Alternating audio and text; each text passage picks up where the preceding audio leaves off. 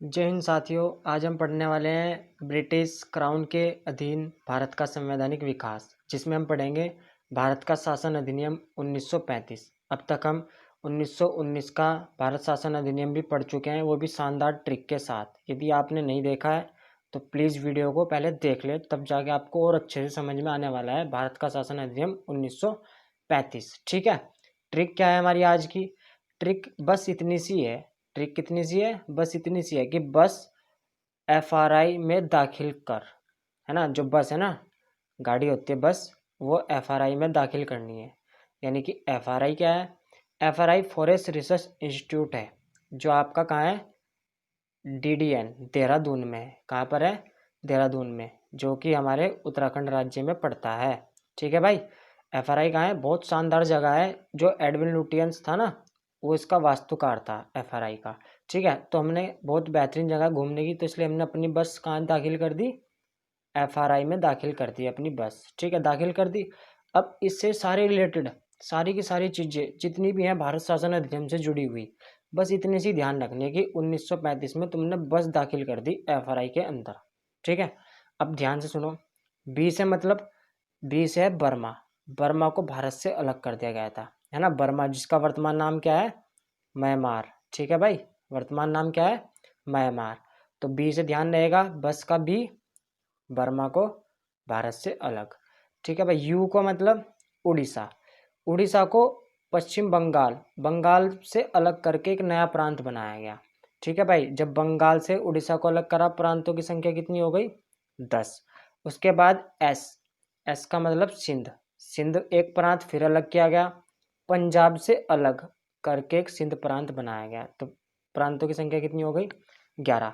ठीक है ना। इन 11 प्रांत में से ना भाई 6 प्रांत ऐसे थे जिनमें द्वैध शासन यानी कि द्विसदनीय व्यवस्था की गई थी। ठीक है। उसको भी ट्रिक लगाई गई है शानदार, लास्ट में उसको भी कवर करेंगे। ठीक है भाई।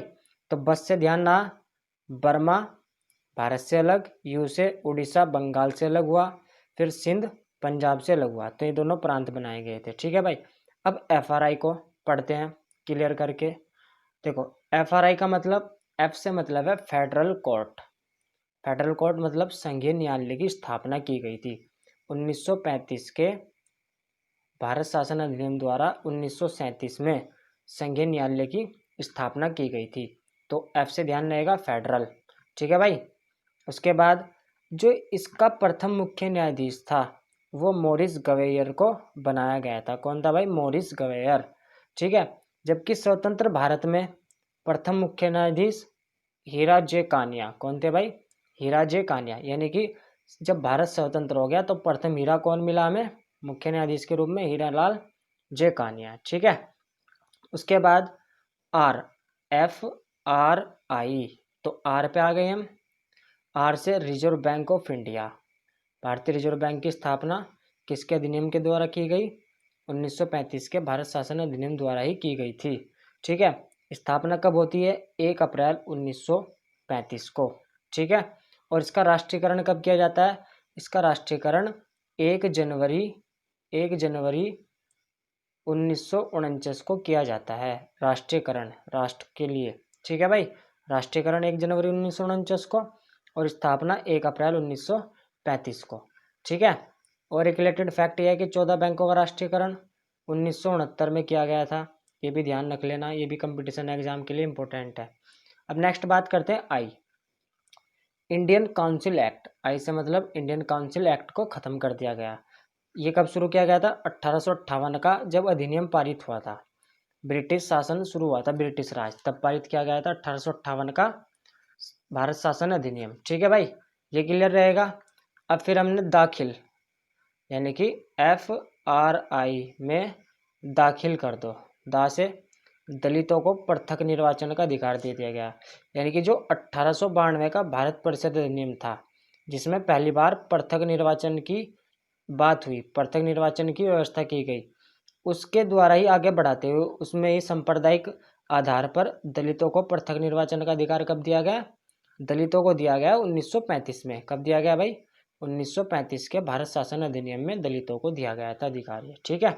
उसके बाद अखिल, दखिल दाखिल करने को अलग अलग कर दिया संधि करके, संधि विच्छेद कर दिया इसका बस।